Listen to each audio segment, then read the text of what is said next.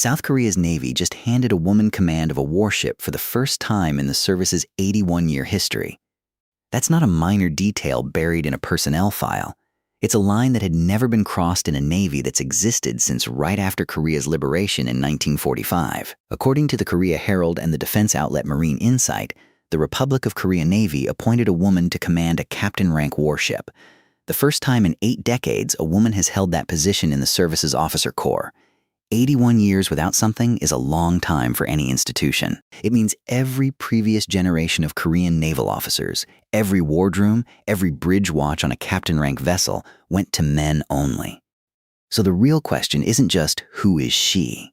It's what changed, what took so long, and what this appointment actually puts in her hands once she's aboard. Here's where we're headed. We'll walk through what's confirmed about this appointment and what isn't, what commanding a captain-rank warship actually involves, how South Korea's Navy got here after 8 decades, and where this sits next to similar firsts in other navies. Because South Korea isn't the first Navy to reach this point, and it won't be the last. We'll also flag at every step, which details come from South Korean and regional reporting rather than a U.S. defense source, because that distinction matters for how much weight you put on any single claim. Start with what's actually confirmed. The core fact, the one multiple outlets agree on, is this. The Republic of Korea Navy appointed a woman to command a warship at the captain rank. It's described as a historic first for a service that has never had a female officer in that specific command position since its founding. The reporting treats this as a milestone for the officer corps as a whole, not a ceremonial post. Captain rank command is an operational, seagoing assignment, not a desk job with a fancier title. What makes the reporting notable is the size of the gap closed. 81 years is roughly the entire operational lifespan of the modern Republic of Korea Navy. For all of that time, at this specific rank and role, command went exclusively to men. That number drives the story, and it's real. Not a rounded estimate, but one that traces back to the Navy's founding in the immediate post-war period. Beyond that core fact, the details you'd expect in a full profile. Which vessel, its hull class, the exact date she took command, her name, her prior postings, tend to come from South Korean domestic press and regional defense outlets rather than U.S. Navy channels or American wire services. Worth flagging, because it changes how you should treat any specific figure you see attached to this story elsewhere. If we can't trace a number or name to the reporting in front of us, we won't state it here as fact. Here's a detail that stuck with us while digging into this. The story isn't really about one officer's career. It's about what a captain-rank warship command means inside a Navy's structure. And that's where a lot of viewers don't have the context to judge how big a deal this actually is. So let's build that context, because it's the difference between a nice headline and a genuine structural shift. Across naval services generally, the U.S. Navy, NATO navies, and the Republic of Korea Navy all follow a broadly similar model. Captain is both a rank and a job description. As a rank, it sits at the 06 pay grade. The naval equivalent of an Army or Air Force colonel reached only after roughly 2 decades of commissioned service in most modern navies. As a job, captain rank command usually means commanding a major surface combatant, a destroyer or frigate-class warship, rather than smaller patrol craft or shore belays that more junior officers handle. Across nearly every Navy that uses this rank structure, it's one of the most competitive and closely scrutinized assignments an officer can get, because a commanding officer at that level answers personally for the safety, readiness, and performance of several hundred sailors and a warship worth hundreds of millions of dollars. Getting there isn't fast, and it isn't automatic. Officers who reach captain rank command in most modern navies have typically gone through initial commissioning, years of junior officer tours in engineering, operations, or weapons departments aboard smaller ships, a department head tour, an executive officer tour, and only then a screening process for commanding officer. Along the way, they're evaluated constantly. Fitness reports, qualification boards, sea time requirements, and, in most navies, a formal command screening board that reviews an officer's entire record before recommending them for command at all. It's one of the hardest ladders to climb in any military structure, by design. A warship at sea isn't a place where an institution can afford to guess about a commanding officer's competence. That's the structural reason this appointment matters beyond symbolism. It isn't a ribbon cutting. Whoever holds this command now went through the same qualification pipeline, the same fitness and readiness standards, and the same screening process as every captain-rank commanding officer in the Republic of Korea Navy, male or female.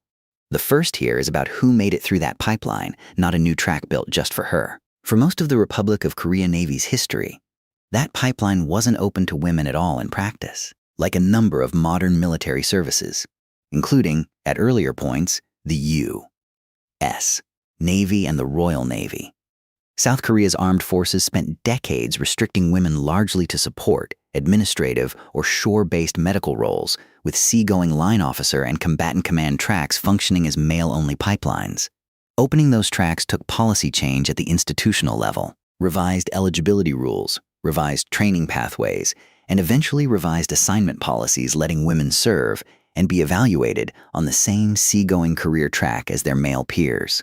South Korea's service academies opened to female cadets in stages over recent decades, a gradual shift rather than a single event, and that slow opening of the pipeline is what eventually produces a first captain-rank commanding officer. An institution doesn't jump from zero to a warship command in one step. It moves through cadets, then junior officers, then department heads, then executive officers, and only after that chain has run its full length for the first time does a first like this one show up at the top. Here's the part worth sitting with. South Korea isn't breaking new ground globally by having a woman command a warship. It's catching up to a milestone several allied navies passed years, even decades, earlier, which raises the real question we'll come back to. The U.S. Navy got there earlier. Captain Kathleen McGrath became the first woman to command a U.S. Navy warship, the frigate USS Jarrett, taking command in 2000. The Royal Navy reached a similar milestone roughly a decade later when a female officer took command of a major surface warship for the first time. Canada and Australia, among other NATO and allied navies, have reported their own first woman to command a warship milestones at various points over the past 2 to 3 decades. Against that timeline, South Korea's 81-year gap sits on the longer end among major modern navies, not the shorter one. That's genuinely useful context. It tells you this is a real structural first for this navy, even though the underlying idea of a woman commanding a warship is, globally, no longer new. That comparison is also where an honest, slightly uncomfortable question sits. Here's a take that might not land well with everyone. A first that arrives 8 decades into an institution's history, well after several allied navies reached the same point, says as much about how long the barrier stood as it does about the achievement of finally clearing it. Both things are true at once. The appointment is a real milestone worth reporting, and the length of the wait is a fact worth not glossing over. We're not pretending those two observations cancel out. What strikes us about a story like this is what it says about how institutional change actually happens. Not through a single announcement, but through years of quieter policy shifts, academy admissions, decisions, and career track openings that don't make headlines on their own and only become visible once someone finally reaches the top of that track. The headline moment is the easy part to report. The 2 decades of policy and personnel decisions that made it possible usually go unreported entirely. So here's a real question, and we mean it. Do milestones like this reflect a service-wide shift in how careers and command opportunities are distributed? Or do they mostly measure how long it took one person to clear a bar that should have been reachable much earlier? There's a reasonable case for both readings, and we're curious which one you land on. Now, where does this actually stand? Confirmed versus not. Confirmed, a woman has been appointed to command a captain-rank warship in the Republic of Korea Navy, reported as the first time that's happened in the service's 81-year history. That's consistent across the Korea Herald's reporting and Marine Insight's coverage, and it fits a well-documented pattern of allied navies reaching similar milestones over preceding decades. Not independently confirmed, at least not in the sourcing available at time of writing. The specific ship class, the exact date command was formally assumed, and detailed biographical specifics about her prior career. Those details, in a story like this, tend to surface through South Korean domestic outlets and regional defense press rather than U.S. Navy statements or American wire services, so treat any very specific figure you see elsewhere, a hull number, an exact date, with caution unless it traces to a named source. What's genuinely still open and worth being honest about is the operational picture going forward, how the Republic of Korea Navy talks about this appointment through its own official channels, whether more women reach captain rank command in the years ahead now that the pipeline is fully open, and how this fits into South Korea's broader personnel policy as its Navy continues to modernize and expand its surface fleet. None of that is speculation will dress up as fact here. It's simply what the public record doesn't answer yet. If you want to check any of this yourself rather than take our word for it, that's the right instinct for a story like this one. Go to the Korea Herald's site. Look up the Republic of Korea Navy's official releases and see what regional defense outlets like Naval News have added since this first broke. Picture the officers who came before her for a moment. Decades of qualified line officers who, under the policies of their time, were never given the chance to be screened for this exact command, regardless of how they might have performed in it. That's not a dramatic reconstruction. It's the direct, unavoidable implication of an 81-year gap in an institution's own record. We didn't get everything on this one.